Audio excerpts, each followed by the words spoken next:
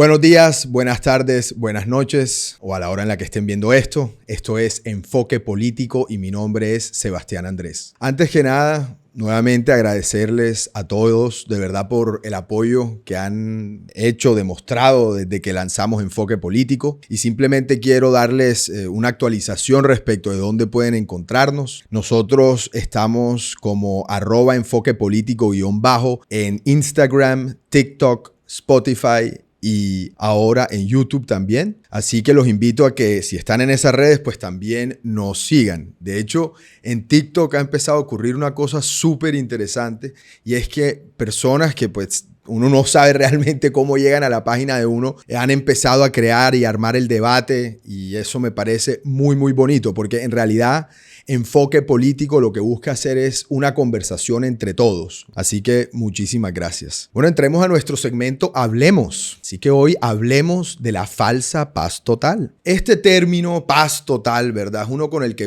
el gobierno actual de Gustavo Petro ha estado empezando a referirse a esta idea que él tiene de poner en línea y traer digamos, al mundo civil, a los grupos al margen de la ley. ¿Cuándo inicia esto? Esto es la primera vez que se escucha esto, lo escribió el senador Iván Cepeda, que entre otras cosas es muy cercano a los grupos beligerantes, a los grupos guerrilleros, porque su padre hizo parte de la Unión Patriótica. Él fue el primero que escribió de la paz total y definitiva. De hecho, cuando se le empezó a preguntar al presidente Petro durante las entrevistas, él al comienzo estaba como titubeando, ¿verdad? Y después empezó no solamente a adoptar el término completamente, sino a trinar sin dudarlo tanto de la paz total. Y el objetivo, dijo Iván Cepeda, con este tema de la paz total es continuar lo que se logró con los acuerdos de La Habana. Este tema de la paz total y ese deseo por crear un impacto de la naturaleza de los acuerdos de La Habana, en mi concepto, llevó a que tuviésemos ahora mismo en Colombia un debilitamiento del orden público. ¿Por qué? Porque todo inicia cuando Gustavo Petro en diciembre saca adelante un decreto en donde anuncia el cese bilateral del fuego con el ELN y con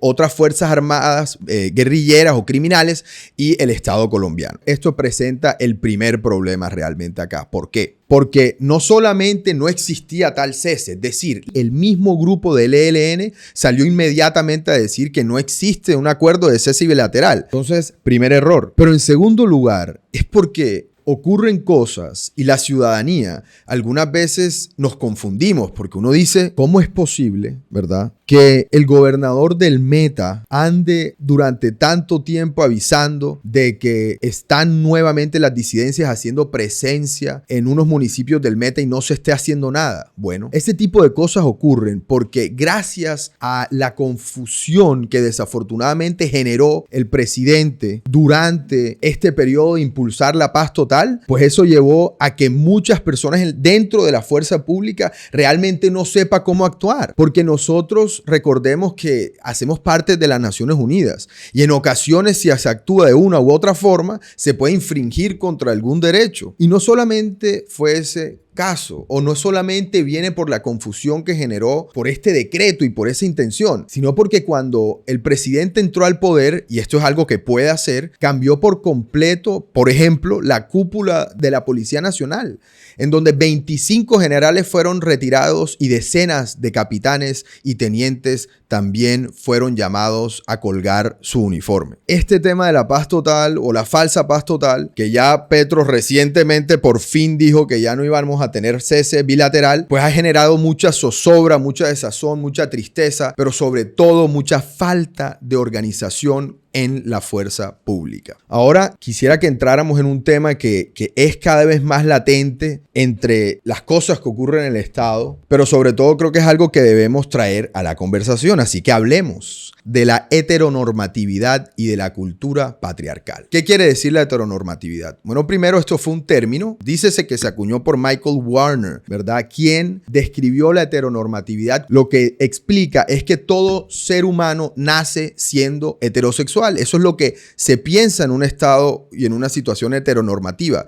y que cualquier otra orientación sexual queda completamente desvalidada. Esto se liga mucho con la cultura patriarcal, que de la cultura patriarcal está entendido como parte de la lucha feminista. La encontramos por primera vez en algunos escritos de Kate Millett, en donde ella habló de que la cultura patriarcal es esa continuación, es esa costumbre de que todas las reglas que ocurran en un país deben ser dominadas o deben ser lideradas específicamente por los hombres. Yo la primera vez que tuve un acercamiento con estos temas fue cuando estaba en la universidad. Yo estudié en la Universidad de los Andes y en una electiva, imagínense, que se llamó Sexo, Cultura y Sociedad, nos llevaron a entender todos estos temas, a entender cómo nuestra cultura en Colombia es, o mejor dicho, está permeada de unas costumbres machistas.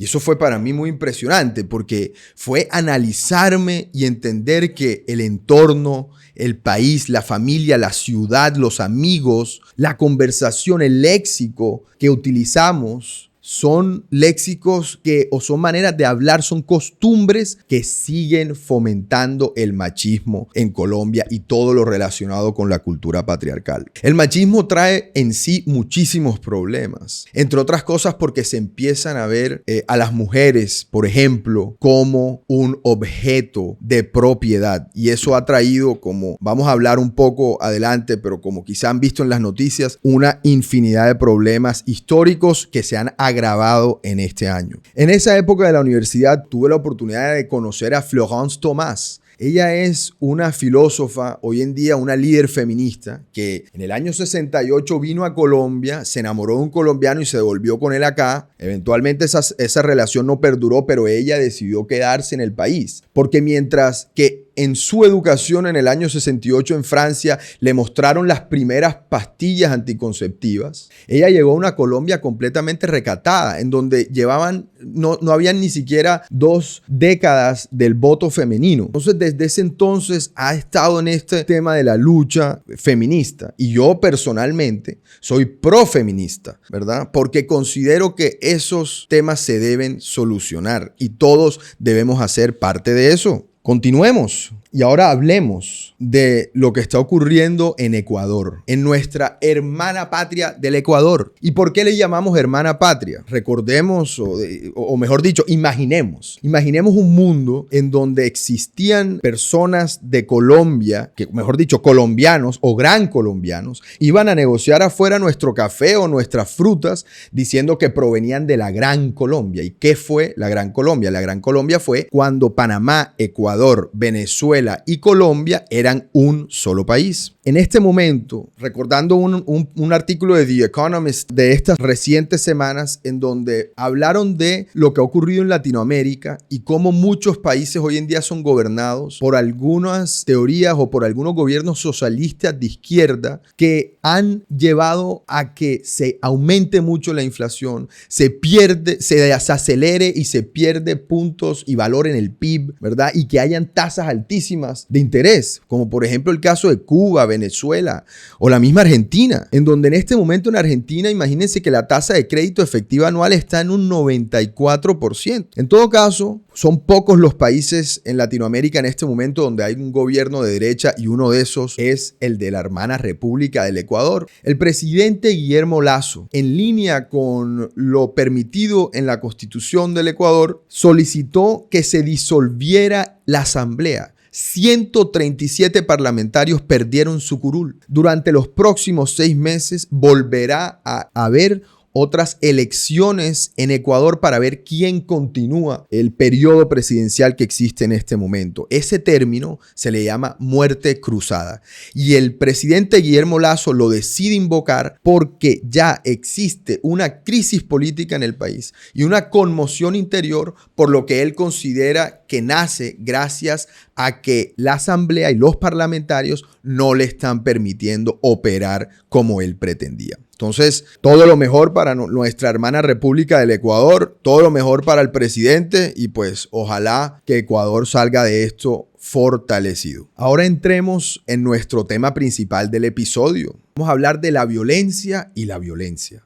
Y sí, Puede ser que quienes lo estén escuchando les parezca raro, pero no, porque la primera es con una V minúscula y la segunda es con una V mayúscula. Primeramente, vamos a hablar de la violencia con B pequeña o con V pequeña. La violencia, como definición, ¿qué es? Es el acto de violentar. Eso proviene inicialmente de la palabra en latín violentia, que significaba tener o hacer una intensidad o una fuerza excesiva. Pero violencia significa una acción o un comportamiento que utilice la fuerza física, psicológica o simbólica para lograr un daño, para causar una dominación o un control sobre alguna persona o sobre algún sujeto. Cuando yo pienso en violencia y sobre todo en estos temas políticos, se me vienen a la cabeza dos videos, de pronto lo habrán visto. Y uno, por ejemplo, es el del Parlamento británico, que uno ve que esos parlamentarios se dicen cosas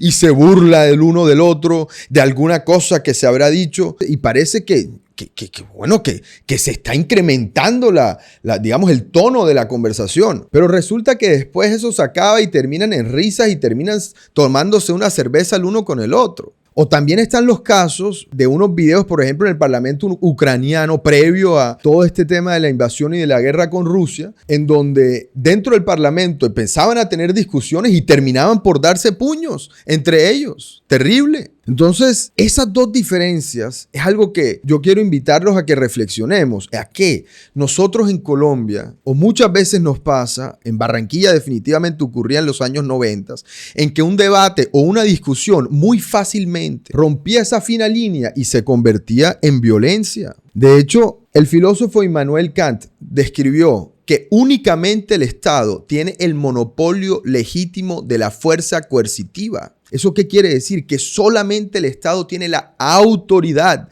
para ejercer violencia sobre otro individuo del Estado. Acá en Colombia nos ocurrió una cosa difícil y es que empezaron a crearse grupos paramilitares para combatir a los ya existentes grupos guerrilleros. Todos estos grupos como el ELN, en su momento las autodefensas, Clan del Golfo, la FARC, todos hacen un papel de Estado que no pueden hacer, un papel de Estado ilegítimo porque utilizan violencia. Y eso ha hecho que sea muy difícil para nosotros los colombianos poder concebir lo que ocurre cuando existe la falta de presencia del Estado. Algunos lo vivieron mucho en los 90s y hoy se está empezando a vivir nuevamente. Como mencioné, el caso de Juan Guillermo Zuluaga en el Meta, que ya le tocó decir que 5 municipios del departamento del Meta ya son autoridad prácticamente de las disidencias de las FARC. Disidencias de las FARC, entre otras cosas, cabe mencionar que ya se dice que están llegando a los 5,000 combatientes. Y no todos de esos son viejos, muchos son nuevos, que están reclutando en colegios,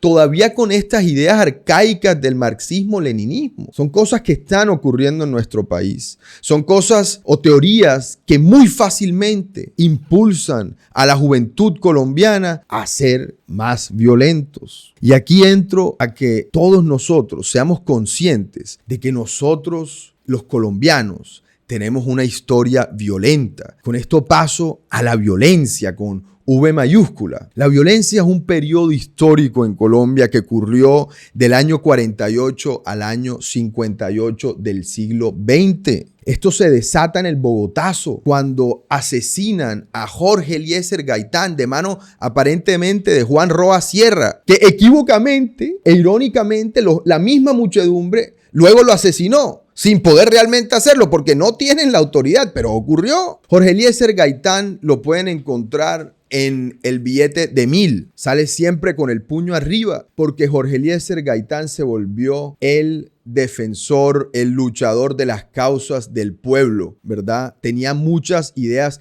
populistas y el Partido Liberal le tocó prácticamente apoyarlo inicialmente sin quererlo. Cuando a él lo asesinan, empieza una época bien extraña en este país, en donde la polarización quizá llega a su máximo, en donde los que son de izquierda se le llaman pájaros y en los que son de derecha se le llaman godos. Y desde ese momento empieza una batalla campal de no me identifico contigo, tú ya no eres colombiano, eres mi enemigo. Casi que se convirtió esto en un conflicto armado. Imagínense que se murieron entre 200,000 y 300,000 colombianos durante ese periodo tan difícil. Pero ¿qué pasa? Que nosotros habíamos pasado por la guerra de los 1000 días, luego empezó estas dificultades de la violencia política entre los godos y los pájaros, y después empiezan las guerrillas en Colombia, y después empieza el narcotráfico en Colombia, y prácticamente con eso ya llegamos al día de hoy. Entonces, ¿a qué voy con esto? Que nosotros tenemos un pasado, una historia y desafortunadamente un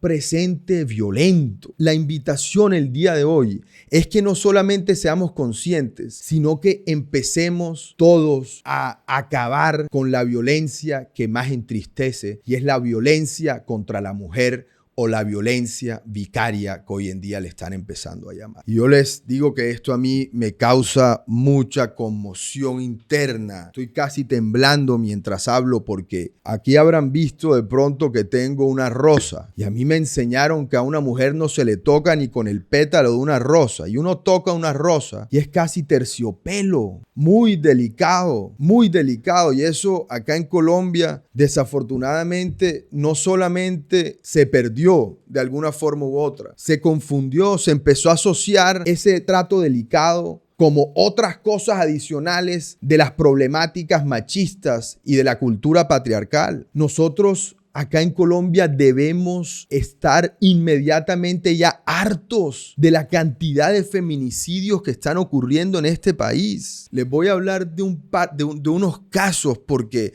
hay muchos, pero quiero traer unos ejemplos que demuestran la complejidad de este asunto. Hubo el caso de un niño, Gabriel, en Girardot, en donde su padre, su progenitor, no ni siquiera llamémoslo padre, su progenitor, decidió secuestrar y asesinar al niño únicamente para atacar a su madre. Ya lo había comprobado, ya la había amenazado con eso. Y desafortunadamente lo fue y lo hizo, porque toman a los hijos en muchas ocasiones como carnada para hacerle daño a la persona que quisieron tener como su propiedad. También está el caso de una señora que se llama Gabriela Rodríguez, que lleva 1 año y 8 meses tratando de encontrar a sus hijos de 4 y 8 años, que su esposo, en retaliación de una pelea, los secuestró. No se sabe dónde están. Y pues sin duda alguna el caso muy extraño en lo que respecta a el nivel de facilidad con que ocurrió, en el sentido en que fue muy público. El caso de Erika Ponte en Bogotá, en el centro comercial Unicentro,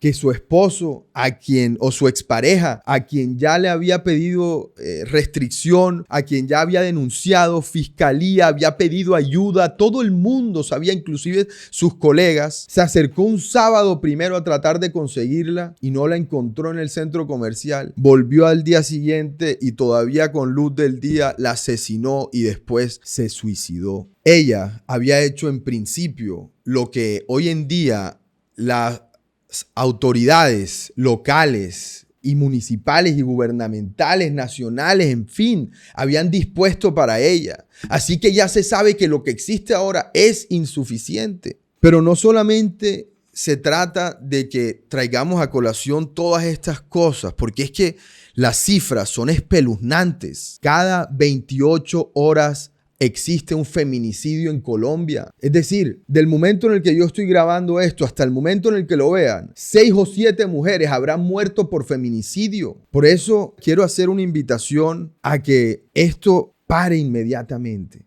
No sé si crear una policía cívica de mujeres, no sé qué, pero todos siempre podemos hacer algo porque existe este machismo que está impregnado en nuestra sociedad desde el detalle más sencillo y cotidiano, como la manera en la que hablamos. Esa mujer es mía, esa mujer me pertenece. Ese tipo de cosas hay que cambiarlas inmediatamente. Sé que será difícil y demorado y de pronto le parecerá que se sientan vergüenza cuando traten de hacerlo con algún conocido, pero hay que seguir adelante y terminar la violencia contra la mujer, lo que podamos hacer. Y por eso, repito, voy a dejar esta rosa acá como símbolo de ese esfuerzo que todos debemos hacer. Ocurrieron 133 casos de feminicidios entre el 1 de enero y el 31 de marzo de este año. Más de uno por día.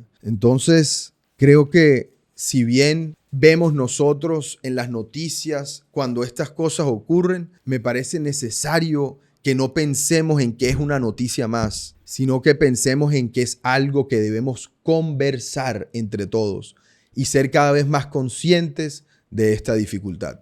Bueno, en resumen, hay algo muy diferente entre la violencia y la violencia. El primero es el acto como tal, un acto que solamente debería estar circunscrito para el Estado con el monopolio legítimo, cosa que no pasa aquí en Colombia, no pasa hace muchos años en Colombia y viene como parte casi que de nuestra cultura que debemos sacar. De hecho, Malcolm Deas, uno de los grandes pensadores de Colombia, británico él, dice que eso es lo que debemos resolver en Colombia, la violencia, que empieza en ese periodo entre el 48 y el 58 después de la muerte de Gaitán y continúa hasta el día de hoy. Por eso la invitación a que volvamos a recordar que a las mujeres no se toca ni con el pétalo de una rosa y que la violencia contra la mujer y la violencia vicaria debe terminar hoy. Muchísimas gracias.